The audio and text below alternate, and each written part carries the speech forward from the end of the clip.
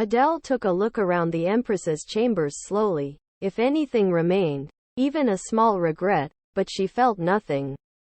Her heart became surprisingly light when she thought about it. Suddenly, she could hear urgent footsteps and the door slammed open with a bang. Only one person had the ability to act in this manner. The man who appeared beyond the wooden door was insanely handsome, and his shiny blonde hair was disheveled as if he had run. He glared at Adele with sharp, decadent purple eyes. Karl Ulrich is the emperor of the Emont Empire and Adele's ex-husband.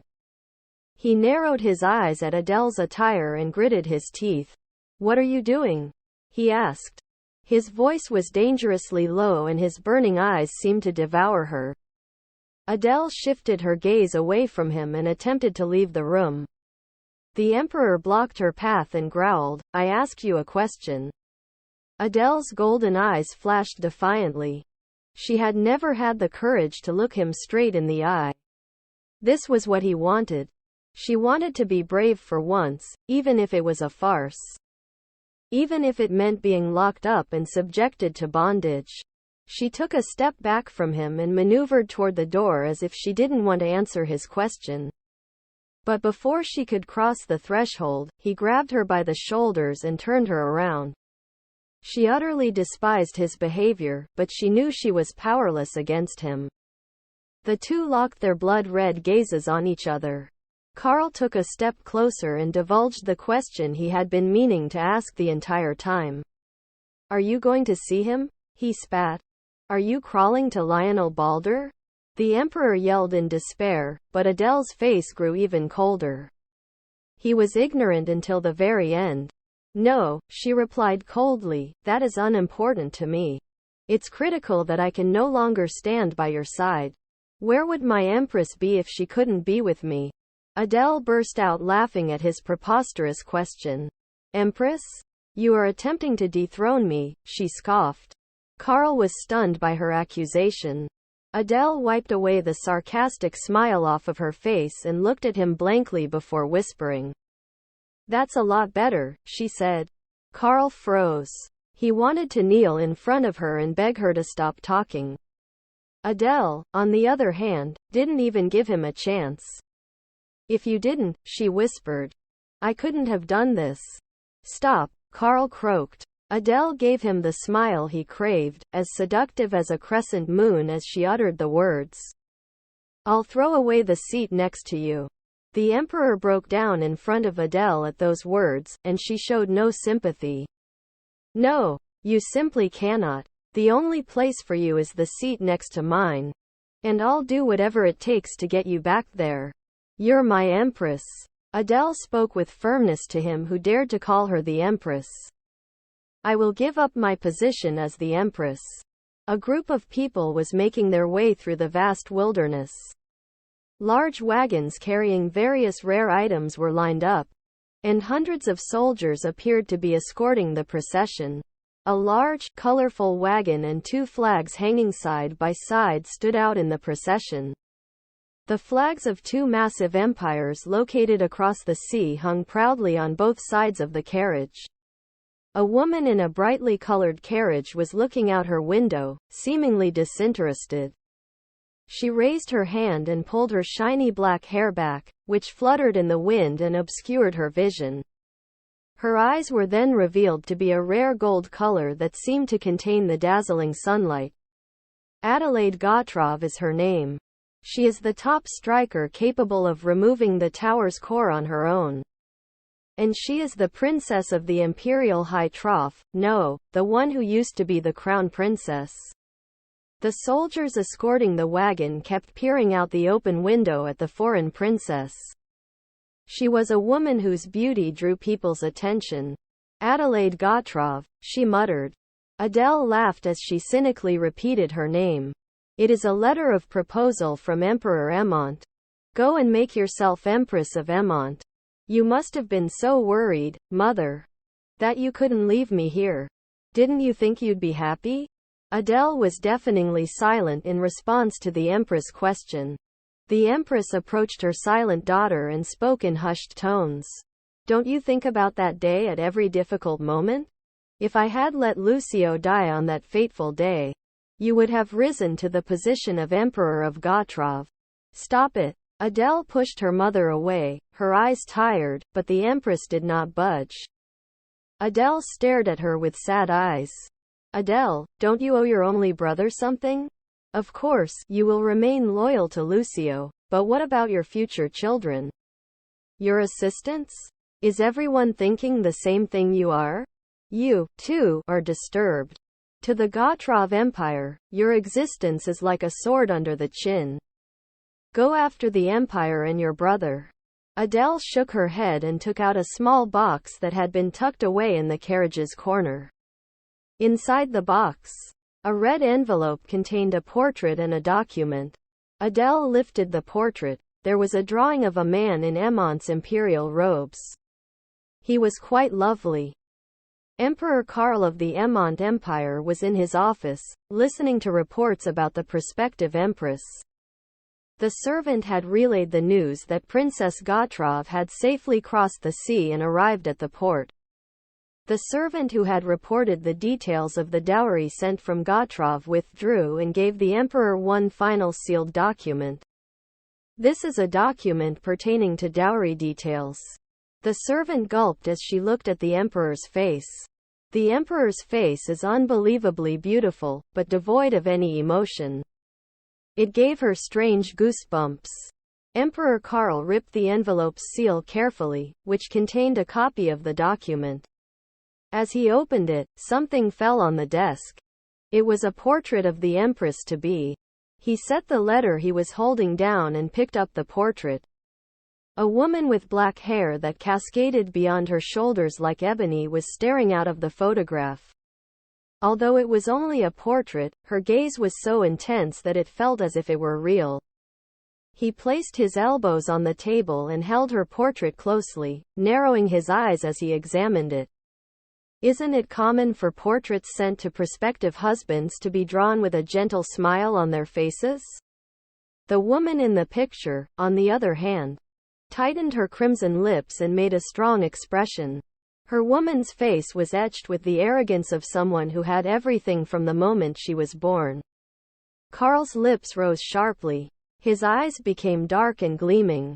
It would be preferable if she would come as a woman. Because he only intends a successor from the Empress, nothing more. He had no intention of granting the Empress's palace even a single power. So he risked crossing the sea to propose to the Princess of Troff. He chose people who had no ties to Emont. Karl returned the portrait in a cold manner. The servant, who was standing outside, knocked and announced a visitor. Karl's face hardened as soon as he heard the visitor's name. Diane's maid? Yes. Your Majesty. Karl sighed and nodded, and the servant quickly let the maid inside who was waiting. What exactly is going on? Karl inquired before she could even say her greetings. And the maid quickly retrieved her business. Your Majesty, the lady has requested assistance. On the opposite side of the Emont Imperial Palace, a woman had been fussing about her troubles for several hours now. Her golden, wavy hair and pale, sky-blue eyes were a sight to behold. There were several sets of tiaras and ornaments in front of her, all of which were imperial family treasures owned by successive empresses. Despite the fact that she was standing in front of a rare treasure in a magnificent palace, her face was dark and troubled. How long has it been? There appeared to be a lot of noise outside, and someone unexpectedly opened the door and entered uninvited. Only 2 people in this imperial palace could open her door without her permission. Lady Diane Poitiers quickly rose from her seat and turned to the guest with caution. Greetings, Grand Duchess. Grand Duchess Elizabeth was respectfully greeted by Diane. But her cold gaze was fixed on the royal treasure alone. The Emperor's sister, Elizabeth, returned her focus to Diane. Diane lowered her head, avoiding Elizabeth's eyes, but she dared not turn around. The maids who were standing around the 2 exchanged glances before quietly exiting the room. Once the door clicked shut, Elizabeth took graceful strides around the room and sat down in Diane's chair. Elizabeth spoke to Diane, who was cautiously fondling her fingertips over the treasures of the imperial family that glistened under the sunlight. Did His Majesty the Emperor retrieve the treasure? Elizabeth asked. No, Your Majesty, replied Diane. Oh, it appears that you did not require anyone's permission. Diane's face was stoic in response to Elizabeth's reprimand. I didn't bring it in illegally, so don't be concerned. Your Majesty, you are the only concubine who directly decides on the Empress's ceremonial crown. I'm afraid that if the Empire Gotrov finds out about this, a diplomatic protest document will be issued. Diane was focused on Elizabeth. Elizabeth only smiled as she sat back in her chair. Wouldn't it be preferable to have a ceremony hall chosen by her sister-in-law rather than by his concubine? Diane's eyes widened and she blinked in response to Elizabeth's words. Then, with a small chuckle, she burst out laughing. Diane quickly corrected her expression and responded amusingly. I apologize. I'm not sure if you're eligible since you're the only divorced woman in the Hanna Empire. Elizabeth was angered by her remarks, making her leap out of her seat. Suddenly, the door flung open. The only person who could freely open all of the imperial palace's gates arrived at the appropriate time. Diane's maids were responsible for quickly carrying out Diane's orders to rush to the emperor and request assistance as soon as the Grand Duchess arrived. Diane's forlorn expression deepened as Emperor Karl made his entrance. Your Majesty. Karl's expression stiffened in response to the trembling voice that seemed it could disappear at any moment. Having the most powerful person in the country succumb to her call and react to her distressed face is a sight to witness. Diane's delicate eyes were met with Karl's piercing gaze. Elizabeth sighed and shook her head in relief. Are you here to look for your concubine instead of running the state? Tears welled up in Diane's eyes. There is no doubt in the Duchess's words. And I keep saying, Your Majesty's future is impeding. Karl frowned and released a stifled breath in response to her remarks. Then, he glared ferociously at his sister and replied coldly. Please stop bothering me. I can't sleep, and I'm upset. I'll return to my estate after the wedding. The Emperor turned and exited the room. Diane was quick to follow him. Elizabeth sagged in her seat, staring at the door through which the two had vanished. Her anger intensified as though she had ingested fire. She inhaled deeply while pressing her chest. She remembered what Diane had said previously. His Majesty is the sun. The more light you receive, the closer you are to him. Do you have to go against His Majesty's will? Even if you are his sister. I am his one and only moon. The former Empress's son, who was only a few months old, died before ascending to the throne. She never had another son after that. As a result, Elizabeth's father, the former emperor, fathered a child from their maidservant. His name was Karl Ulrich. Elizabeth's fists were clenched. If there had been another prince besides Karl, he would not have become emperor. However, Karl's flaws had little impact on his political position because he had no other adversary. Diane gently caressed Karl's hair. As he lay on her lap, Karl's eyes closed. It was due to the drowsiness that seemed to be gathering in her slender hands. Diane lowered her gaze to his stunningly beautiful face. Karl Ulrich Emont, she says. Even his name was perfect. Diane's hand, which was carefully brushing Karl's hair, slowed, and eventually stopped. Karl, who had been experiencing a languid sensation in his head, opened his eyes. He saw Diane was staring blankly into the distance. Her lips were red, and so were her eyes. When Karl noticed this, he stood up and faced her. Diane. When Diane heard his low voice, she quickly came to her senses and apologized. Ah, yes. Please accept my apologies. Diane's beautiful eyes welled up with tears. She didn't say anything, as tears streamed down her cheeks. What if I irritate the Empress? Will you despise me? The woman cried with clouded eyes and spoke as if pleading, while the emperor responded with a stoic expression. You will not be harmed by the Empress.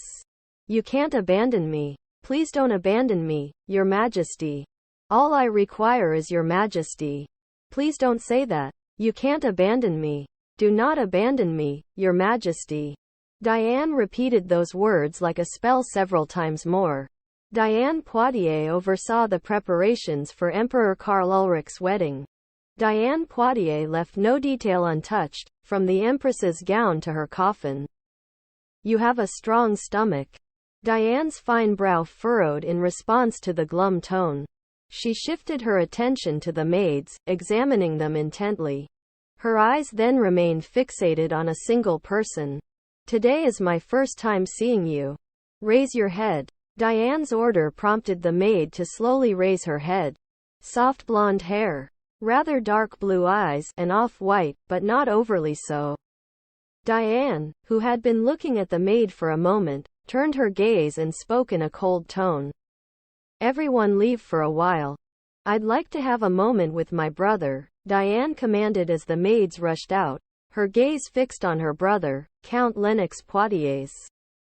I'd say that blondes with blue eyes shouldn't be left as maids. How do you choose a maid when there are so many blondes and blue eyes? Do as I say. Diane looked at his brother and spoke clearly. Lennox shrugged and nodded at the end. Diane fiddled with the fabric swatch.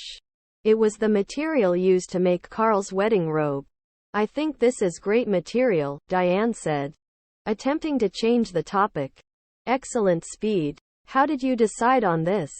Lennox responded. Watch what you say in front of the maids.